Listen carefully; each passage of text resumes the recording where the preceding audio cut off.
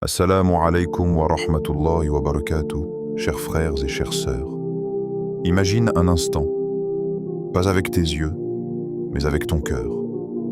Et si je te disais qu'il existe une sourate du Coran, si profonde, si puissante, que la réciter chaque jour avec sincérité peut changer ta relation avec Allah, apaiser ce tumulte intérieur que tu portes parfois sans même t'en rendre compte, et ouvrir des portes que tu pensais fermées à jamais?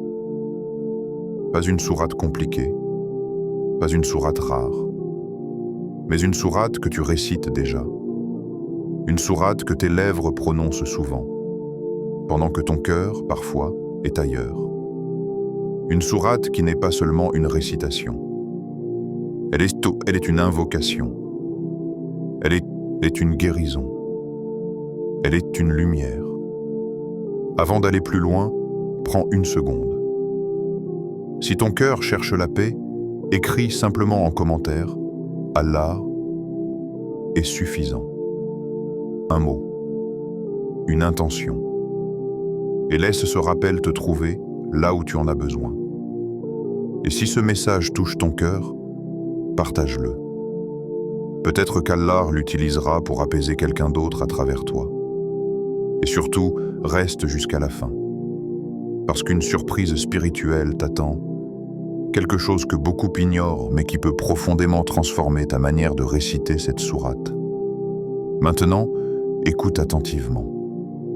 Nous vivons dans un monde bruyant. Un monde qui fatigue le cœur avant même que le corps ne soit épuisé. Les soucis s'accumulent. Les attentes s'allongent. Les invocations montent. Et parfois, la réponse semble tarder. Combien de fois as-tu levé les mains en demandant à Allah une issue? Combien de fois as-tu ressenti ce mélange étrange entre l'espoir et la fatigue spirituelle? Tu pries, tu invoques, tu récites. Mais ton cœur se demande, pourquoi est-ce si lourd? Pourquoi est-ce si long? Et si la réponse n'était pas dans plus de mots, mais dans mieux comprendre ce que tu récites déjà? Il y a dans le Coran des sourates qui ne sont pas seulement lues, elles sont vécues.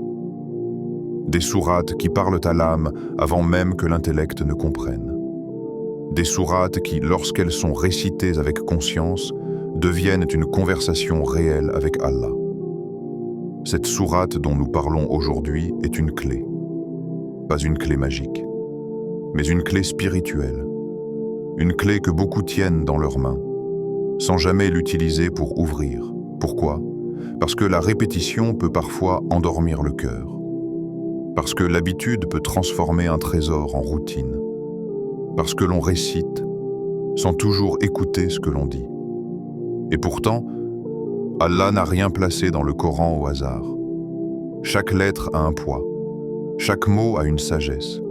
Chaque sourate a une mission. Cette sourate que tu récites déjà contient la louange, la dépendance totale envers Allah, la demande d'aide, la demande de guidance, la reconnaissance de la seigneurie d'Allah. Tout cela, en quelques versets seulement. Si tu es nouveau ici, abonne-toi maintenant. Pas par habitude, mais parce que ce rappel pourrait être un point de départ dans ta relation avec le Coran. Et si tu es déjà abonné, écris en commentaire. Je veux me rapprocher d'Allah. Pas pour moi, pour toi. Dans les prochaines minutes, nous allons plonger au cœur de cette sourate. Pas avec un langage compliqué, pas avec des discours vides, mais avec une approche vivante, sincère, connectée au cœur. Tu comprendras pourquoi cette sourate est appelée l'ouverture. Pourquoi elle est récitée dans chaque prière. Et pourquoi tant de savants ont dit que celui qui la comprend réellement ne la récitera plus jamais de la même manière. Reste avec moi. Ce que tu t'apprêtes à entendre pourrait changer ta manière de prier, d'invoquer et de te tenir devant Allah. Le pouvoir des paroles d'Allah. Les paroles d'Allah ne sont pas de simples mots. Elles ne sont pas comparables aux discours humains ni aux pensées les plus profondes que l'homme puisse formuler. Elles ne naissent pas de la réflexion, de l'émotion ou de l'expérience humaine. Elles viennent du Créateur des cœurs. Lorsque le Coran est récité, ce n'est pas seulement un son qui traverse l'air. C'est une présence qui touche ce que personne d'autre ne peut atteindre. Allah ne décrit jamais sa parole comme un simple texte. Il la décrit comme une lumière, une guidance, une miséricorde, une guérison. Allah dit dans le Coran, « Ô gens, une exhortation vous est venue de votre Seigneur, une guérison pour ce qui est dans les cœurs. » Ce verset n'est pas une métaphore. Il ne parle pas symboliquement. Il parle d'une réalité invisible, mais profondément ressentie par celui qui récite avec sincérité. Car il existe des douleurs que les mots humains ne soulagent pas, des angoisses que même le silence ne calme pas, des blessures que le temps ne guérit pas. Mais le Coran atteint ces endroits-là. Voilà. Chaque verset touche l'âme, pas toujours de la même manière, pas toujours immédiatement, mais toujours avec sagesse. Certaines paroles du Coran te secouent, d'autres t'apaisent. Certaines te rappellent ta faiblesse, d'autres te rappellent la miséricorde infinie d'Allah. Et parfois, sans que tu saches pourquoi, un seul verset suffit à faire couler des larmes que tu retenais depuis longtemps. Parce que la parole d'Allah connaît ton cœur mieux que toi-même. Lorsque tu récites le Coran avec foi, tu ne fais pas qu'articuler des lettres. Tu entres dans une connexion directe avec ton Créateur. Une connexion qui ne dépend ni de ton statut, ni de ta langue, ni de ton passé. Il n'y a aucun intermédiaire, aucune barrière, aucune distance. Le Coran n'est pas seulement un livre que l'on lit. C'est un livre qui lit en toi. Il dévoile ce que tu caches. Il met des mots sur ce que tu ressens sans pouvoir l'exprimer. Il te confronte parfois et te console souvent. Et cette action profonde du Coran commence toujours au même endroit. Le cœur, centre de tout. Le prophète a dit « Il y a dans le corps un morceau de chair. S'il est sain, tout le corps est sain, et s'il est corrompu, tout le corps est corrompu. » C'est le cœur. Dans l'islam, le cœur n'est pas seulement un organe. Il est le centre de la foi, le lieu de l'intention, la source des actions. Ce que tu fais extérieurement est le reflet de ce que ton cœur porte intérieurement. Un cœur troublé produit des actions troublées. Un cœur apaisé produit des actions sincères. Un cœur éloigné d'Allah se fatigue rapidement. Un cœur attaché à Allah trouve une force que rien ne peut lui enlever. C'est pour cela que le Coran ne commence pas par corriger les gestes, mais les cœurs. Il ne commence pas par imposer, mais par rappeler. Il ne force pas, il éclaire. Le Coran purifie ce cœur, mais pas d'une purification instantanée ou mécanique. Il le purifie couche après couche. Il enlève les angoisses que tu normalises. Il dissout les peurs que tu as apprises à cacher. Il éclaire les doutes que tu n'oses pas toujours avouer. Beaucoup pensent que la sérénité vient quand les problèmes disparaissent. Le Coran enseigne l'inverse. La sérénité vient quand le cœur apprend à s'appuyer sur Allah, même quand les problèmes sont encore là. Il existe une paix qui ne dépend pas des circonstances, une paix qui ne dépend pas de la situation financière, une paix qui ne dépend pas de la vie des gens. Cette paix-là naît dans le cœur qui se rappelle Allah. Allah dit, c'est par le rappel d'Allah que les cœurs s'apaisent. Remarque une chose essentielle. Allah ne dit pas que les situations s'apaisent. Il dit que les cœurs s'apaisent, parce qu'un cœur apaisé peut traverser une épreuve sans se briser. Alors qu'un cœur agité peut être détruit même dans l'aisance. Le Coran agit comme une médecine intérieure. Mais comme toute médecine, son effet dépend de la régularité, de l'intention et de la confiance. Certains récitent sans écouter. D'autres écoutent sans méditer. Mais celui qui récite en étant présent, celui-là ressent. Et peut-être que tu l'as déjà vécu. Un jour où ton cœur était lourd. Un jour où tu n'avais pas les mots. Un jour où tu as ouvert le Coran sans attente précise. Et un verset est venu exactement là où tu en avais besoin. pas parce que tu l'as cherché, mais parce qu'Allah t'a guidé vers lui. Le Coran ne force jamais, il invite, il frappe doucement à la porte du cœur, et lorsque le cœur s'ouvre, la lumière entre. C'est pour cela que certaines personnes peuvent réciter des années sans transformation visible, tandis que d'autres changent profondément après une seule récitation sincère. La différence n'est pas dans la quantité, elle est dans la présence du cœur. Un cœur distrait récite, un cœur éveillé écoute, un cœur sincère répond. Et le Coran parle à chacun selon l'état de son cœur. À celui qui est perdu, il montre un chemin. À celui qui est fatigué, il apporte du repos. À celui qui est coupable, il ouvre la porte du repentir. À celui qui est confiant, il augmente sa lumière. Le Coran n'est jamais figé. C'est nous qui changeons. Et plus ton cœur se purifie, plus la parole d'Allah devient vivante pour toi. C'est à partir de cette purification du cœur que certaines sourates prennent une dimension totalement différente.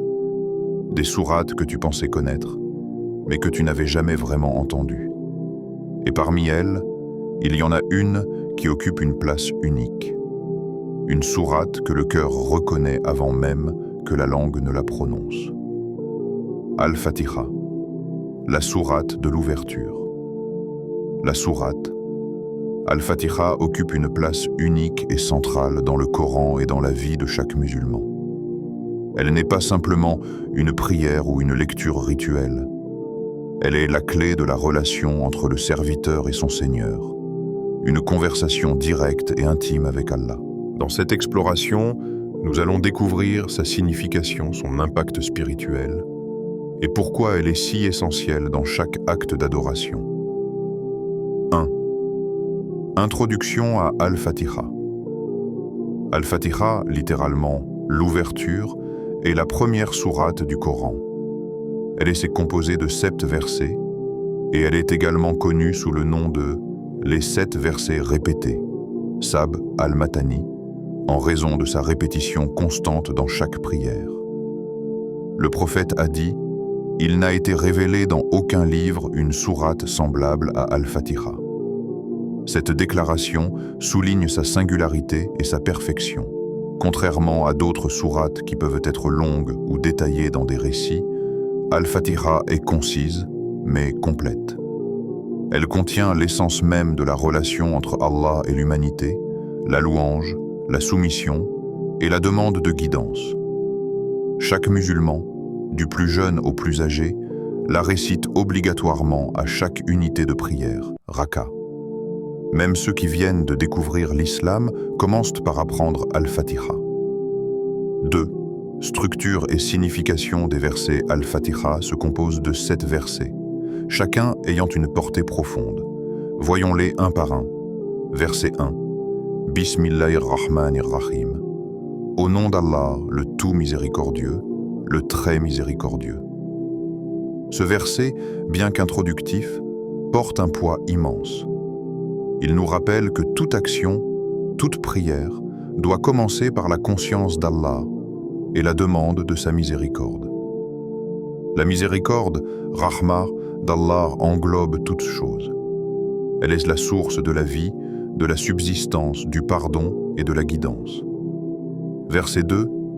Alhamdulillahi Rabbil Alamin. Louange à Allah, Seigneur de l'univers. Ici, nous louons Allah pour tout ce qui existe.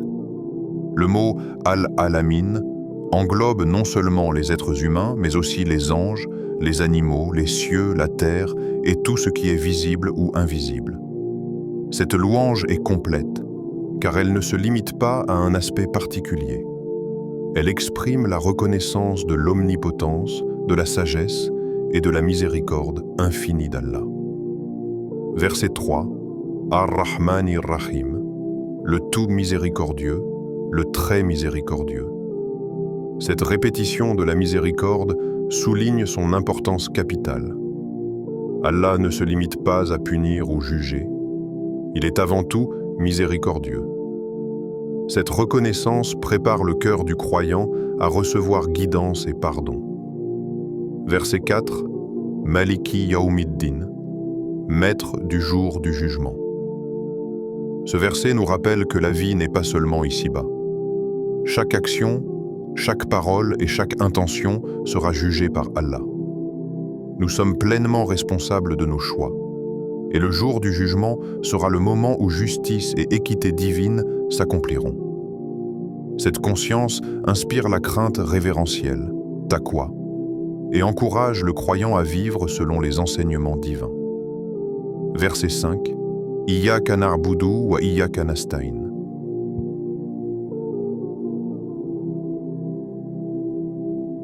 C'est toi que nous adorons, et c'est toi dont nous implorons l'aide. Ici, le musulman affirme sa dépendance totale envers Allah. Il n'y a pas de place pour l'orgueil ou l'autosuffisance. Toutes les bénédictions, toute réussite, tout secours proviennent uniquement de lui. C'est également une déclaration de monothéisme pur, tawhid, car l'adoration est exclusivement réservée à Allah. Verset 6, Ihdina sirat al-mustaqim, guide-nous dans le droit chemin. Ce verset est la demande centrale d'Al-Fatiha. Le droit chemin, sirat al-mustaqim, est le chemin de la vérité, de la justice et de la réussite spirituelle. C'est un chemin qui mène à Allah, à la satisfaction divine et à la vie éternelle. Verset 7. Sirat al-ladina an'amta alayhim ghayril maghdubi alayhim waladdallin. Le chemin de ceux que tu as comblés de faveur, non pas de ceux qui ont encouru ta colère, ni des égarés. Ce dernier verset précise la nature du chemin demandé. Il s'agit du chemin des prophètes, des justes et de ceux qui ont reçu la guidance divine. Le croyant se détourne du chemin des égarés et de ceux qui ont provoqué la colère divine. C'est une prière complète pour rester sur la voie droite et éviter l'égarement. 3. Une conversation avec Allah. Lorsque nous récitons Al-Fatiha, nous ne nous contentons pas de prononcer des mots. Nous dialoguons avec notre Créateur. Chaque mot est un acte de foi et de soumission. En disant « Alhamdulillahi Rabbil Alamin », nous reconnaissons qu'Allah est le Seigneur de tout. En affirmant « Iyyaka na'budu wa iyyaka nasta'in », nous déclarons que l'adoration et le recours sont exclusivement pour lui. En implorant « Ihdina sirat al-mustaqim », nous demandons guidance et succès dans cette vie et dans l'au-delà. Cette interaction transforme la prière en une véritable connexion spirituelle, et non simplement en une récitation mécanique. Le cœur devient attentif, humble et conscient de la présence divine. 4. Les bienfaits spirituels d'Al-Fatiha. La récitation régulière d'Al-Fatiha a de nombreux effets spirituels et psychologiques. 1. Renforce la foi et la reliance à Allah. En récitant cette sourate, le croyant réaffirme sa foi et sa dépendance à Allah, renforçant ainsi sa spiritualité et sa conscience religieuse. 2. Purifie le cœur et l'âme. La louange et la demande de guidance purifient les intentions et éloignent le croyant de l'orgueil, de l'égoïsme et du matérialisme. 3. Apporte la sérénité et la paix intérieure. Répéter ces versets avec concentration et foi apaise l'esprit et le cœur, même dans les moments de difficulté. 4. Ouvre les portes du succès ici-bas et dans l'au-delà. Al-Fatiha est une prière complète pour le bienfait de ce monde et de l'au-delà, incluant guidance, protection et bénédiction divine. 5. Protège contre les influences négatives. Les savants et les soufis soulignent que réciter Al-Fatiha régulièrement est une protection contre les forces du mal et les perturbations spirituelles. 5. La récitation dans la prière. Al-Fatiha n'est pas seulement une lecture, elle est obligatoire dans chaque raka de la prière. Le prophète a dit « La prière n'est pas complète sans la récitation d'Al-Fatiha ». Cette répétition quotidienne inscrit ces versets profondément dans le cœur et l'esprit, rendant la foi vivante et constante. Chaque musulman, peu importe son âge ou son niveau de pratique, est ainsi connecté à cette conversation divine. 6. Les dimensions mystiques et spirituelles. Pour les mystiques et les soufis, Al-Fatiha contient également des significations cachées et profondes. Chaque mot et chaque lettre est considéré comme porteur de lumière et de bénédiction. La sourate est vue comme un médaillon spirituel qui ouvre la porte à la méditation, à l'introspection et à la proximité avec Allah. Certains savants affirment que réciter Al-Fatiha avec concentration et compréhension peut guérir l'âme, renforcer la patience et élever l'état spirituel du croyant. Al-Fatiha est bien plus qu'une simple sourate. Elle est la louange à Allah, la déclaration d'adoration exclusive, la demande de guidance, la protection contre l'égarement. Chaque musulman, à travers cette sourate, participe à un dialogue quotidien avec le Créateur, affirmant sa foi, sa gratitude et sa dépendance totale envers lui. Elle est une clé spirituelle, un guide pour la vie entière et une source de lumière pour le cœur et l'âme. Récite-la avec sincérité, compréhension et concentration. Laisse-la transformer ton cœur, purifier ton âme et guider tes pas. Al-Fatiha n'est pas seulement la première sourate du Coran. Elle est le commencement de toute vie spirituelle, le point de départ vers la guidance, la miséricorde et la proximité avec Allah. Pourquoi réciter Al-Fatiha chaque jour avec intention? Al-Fatiha n'est pas une simple lecture rituelle que l'on récite mécaniquement. C'est une conversation vivante avec Allah, une prière complète qui touche le cœur, l'âme et l'esprit. Chaque musulman est encouragé à la réciter avec sincérité et pleine conscience, car elle contient en elle la puissance de la guidance, de la miséricorde et de la guérison. 1. Les bienfaits spirituels d'Al-Fatiha. Réciter Al-Fatiha chaque jour avec intention apporte de multiples bénéfices, à la fois spirituels, émotionnels et physiques. A. Elle apaise le cœur.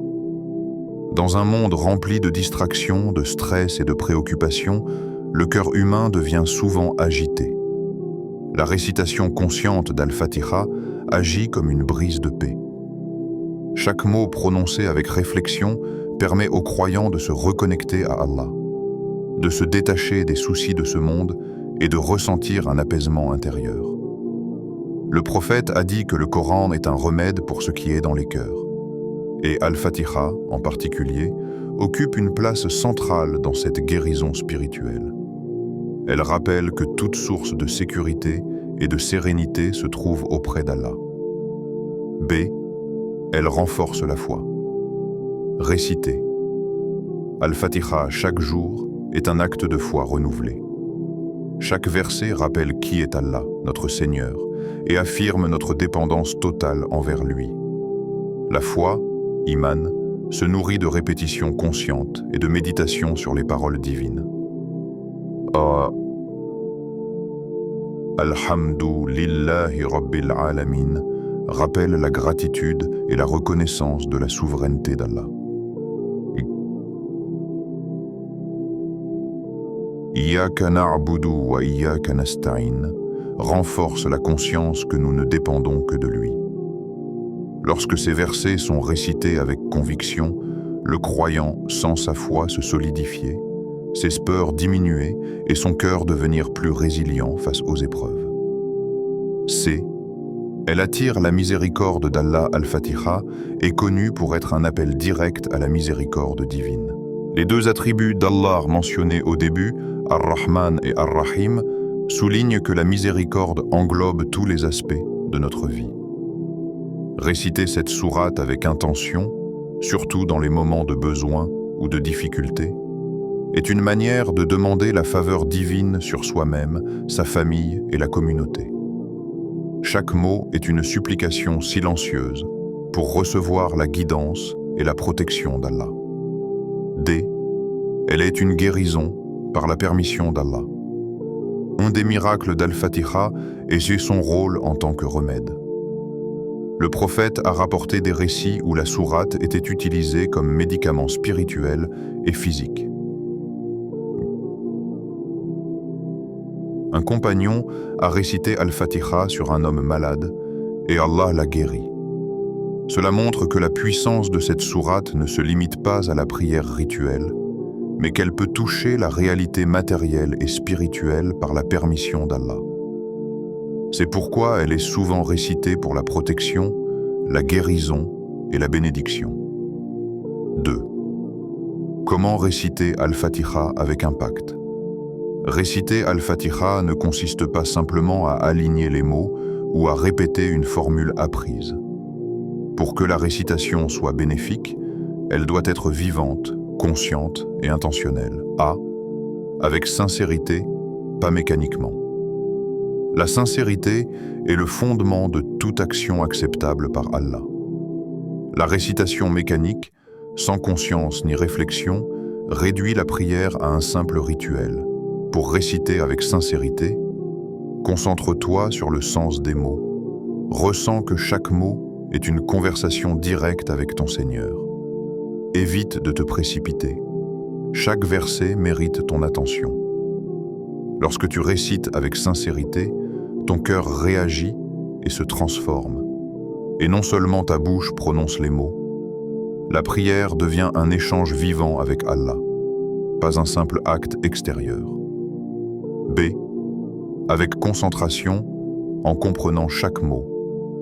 Comprendre le sens des versets change radicalement l'expérience de la récitation. Al-Fatiha n'est pas seulement à réciter, elle est à méditer et à vivre. Quand tu dis « Alhamdulillahi Rabbil Alamin », pense à tout ce que la louange implique. La gratitude pour la vie, la santé, la famille, les bénédictions visibles et invisibles. Iyyaka na'budu wa iyyaka nasta'in. Ressens que tu places ton cœur et tes efforts uniquement entre les mains d'Allah. Ihdina as-sirat al-mustaqim. Réfléchis à ce que signifie être sur le droit chemin dans chaque aspect de ta vie, morale, spirituelle et sociale. La concentration transforme la récitation en une prière vivante et consciente, capable de nourrir l'âme. Avec confiance en Allah. La récitation d'Al-Fatiha est une invocation pleine de confiance. Chaque mot est une demande adressée au Créateur Tout-Puissant. Et il est essentiel de croire que Allah entend et répond. Cette confiance ne signifie pas l'attente d'une réponse immédiate selon nos désirs, mais la certitude que le Créateur agit pour notre bien. La récitation devient alors une source de sérénité, même face aux défis et aux difficultés. 3. Quand réciter Al-Fatiha. Il est recommandé de réciter Al-Fatiha. A. Après les prières. Même si elle est déjà récitée dans chaque raka, réciter Al-Fatiha après la prière est une extension de la connexion avec Allah. Cela renforce le lien et permet aux croyants de méditer sur la prière et ses intentions. B. Dans les moments de difficulté. Lorsqu'un événement stressant ou douloureux survient, Al-Fatiha est une source de réconfort. Elle rappelle que la véritable aide vient d'Allah et que toutes les épreuves ont un sens et une mesure divine. C. Lorsque ton cœur est lourd, dans les moments de tristesse, de doute ou de peur, réciter Al-Fatiha permet de transmettre ces émotions à Allah.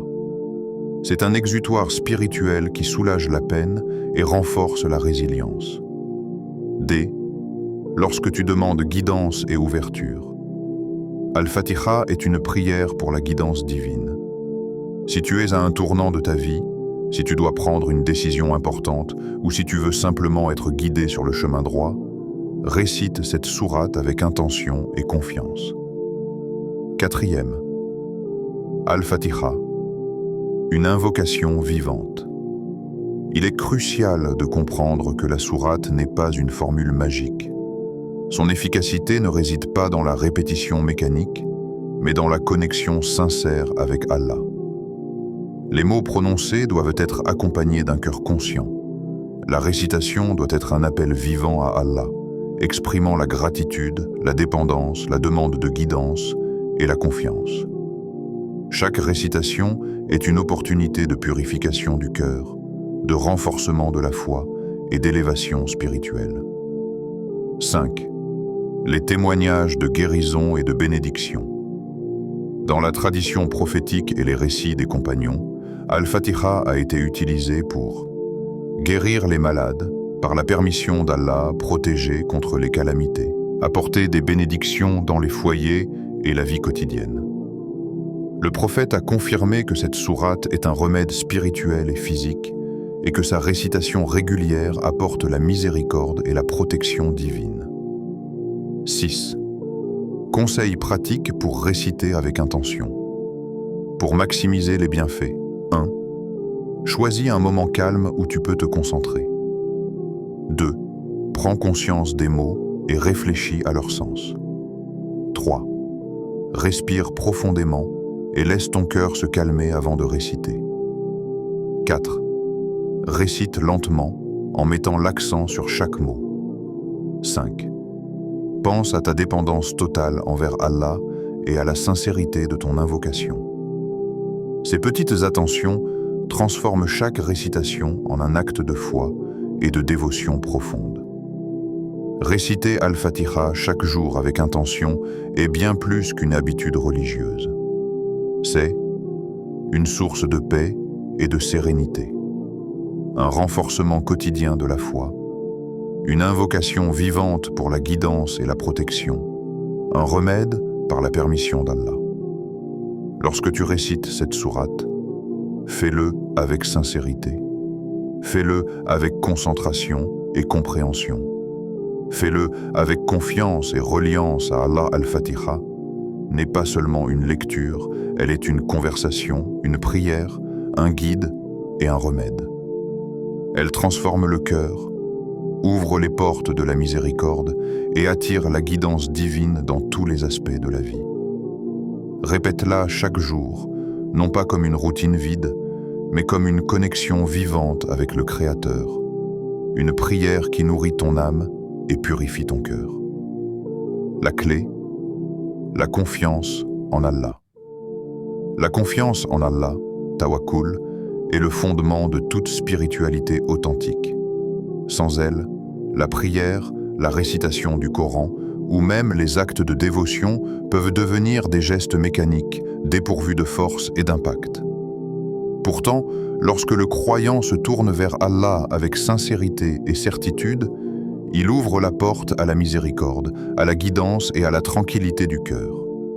Le prophète a dit « Invoquez Allah en étant certain qu'il vous répond ».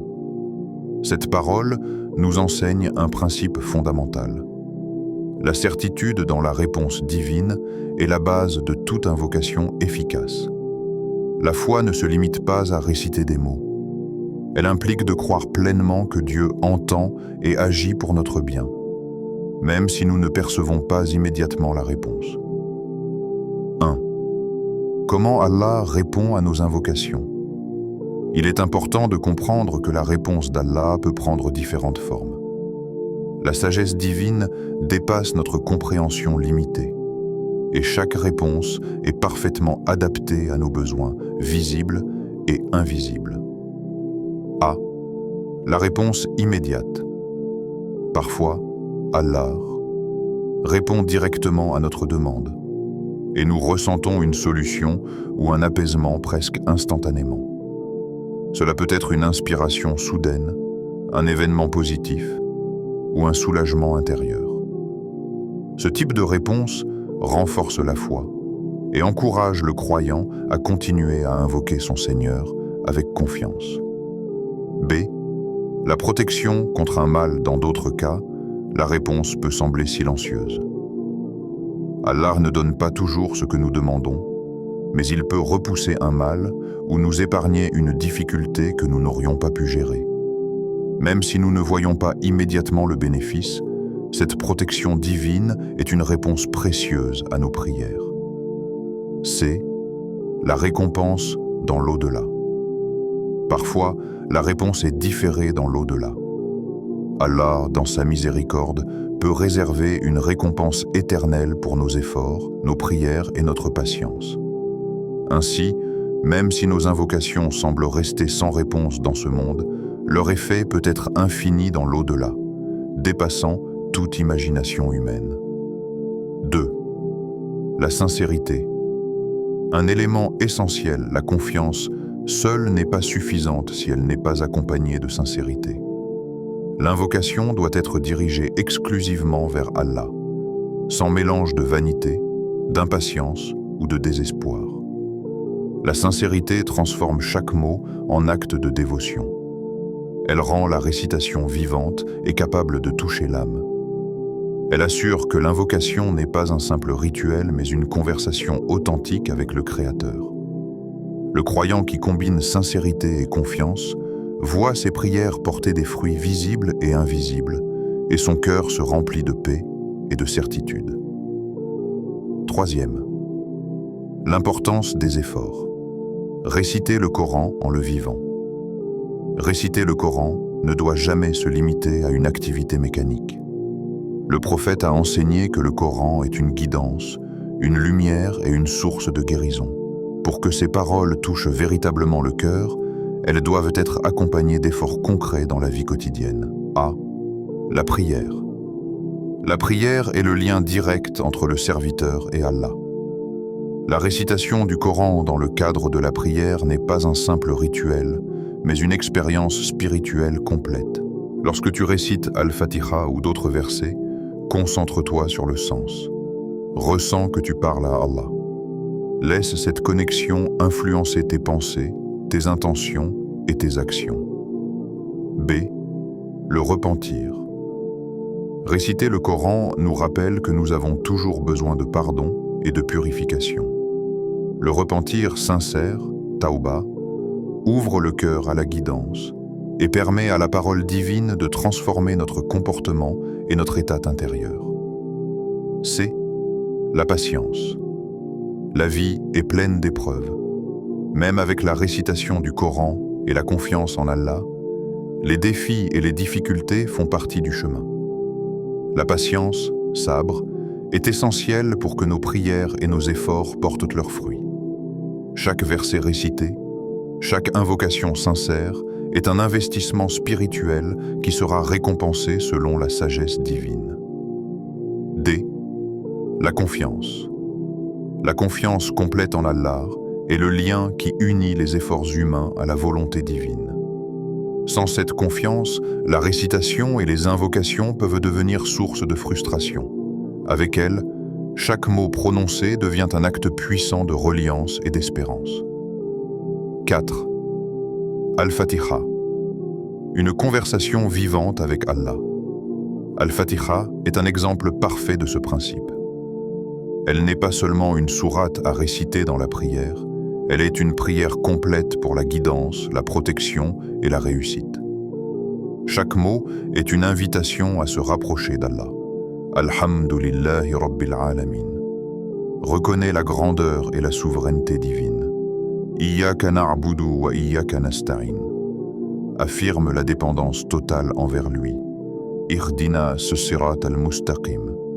Demande la guidance pour rester sur le droit chemin. Lorsque tu récites Al-Fatiha avec sincérité et compréhension, tu n'énonces pas seulement des mots, tu dialogues avec ton Seigneur, tu exposes ton cœur et tu invites sa lumière dans ta vie. 5. La récitation consciente. Transformer la routine en spiritualité. Il est facile de tomber dans la récitation automatique, surtout lorsqu'on est pressé ou fatigué. Mais la vraie transformation vient de la conscience de chaque mot et de l'intention derrière la récitation. Lis lentement et réfléchis à la signification de chaque verset. Visualise que tu parles directement à Allah. Ressens ton cœur se rapprocher de lui à chaque phrase. Cette pratique transforme chaque prière, chaque moment de récitation en une expérience spirituelle profonde. La routine devient alors un moyen de purification, de guidance et de renforcement de la foi. 6. Les effets spirituels de la confiance et de l'effort.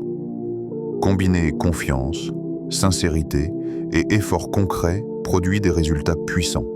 1. Paix intérieure et sérénité.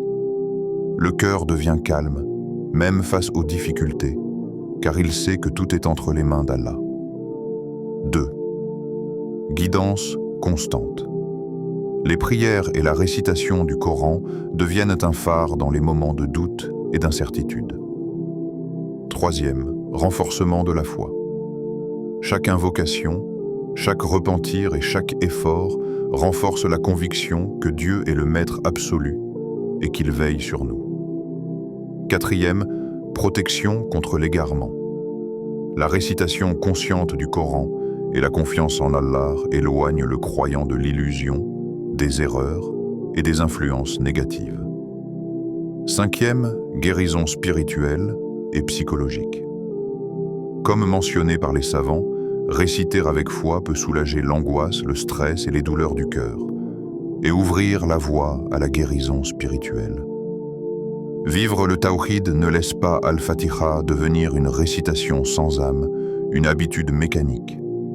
Elle est une invitation à la proximité avec Allah, à confier ton cœur et tes espoirs au Créateur. Approche-toi de lui avec sincérité et confiance. Confie-lui tes fardeaux, tes espoirs et tes craintes. Laisse chaque mot récité transformer ton cœur et illuminer ton esprit. Le tawhid, l'unicité d'Allah, n'est pas seulement une croyance intellectuelle. Il devient vivant dans le cœur de celui qui récite avec conscience et dévotion, changeant sa manière de penser, de ressentir et d'agir. Un chemin de lumière. La récitation d'Al-Fatiha et du Coran en général, lorsqu'elle est accompagnée de confiance, d'efforts et de sincérité, devient un chemin de lumière. Elle apaise le cœur, renforce la foi, attire la miséricorde divine, offre guidance et protection. Récite-la comme si tu parlais à Allah, parce que c'est exactement ce que tu fais. Chaque mot est une connexion vivante, un acte de foi et un moyen de purification du cœur. Qu'Allah t'accorde la guidance, la paix intérieure et l'ouverture spirituelle. Amin.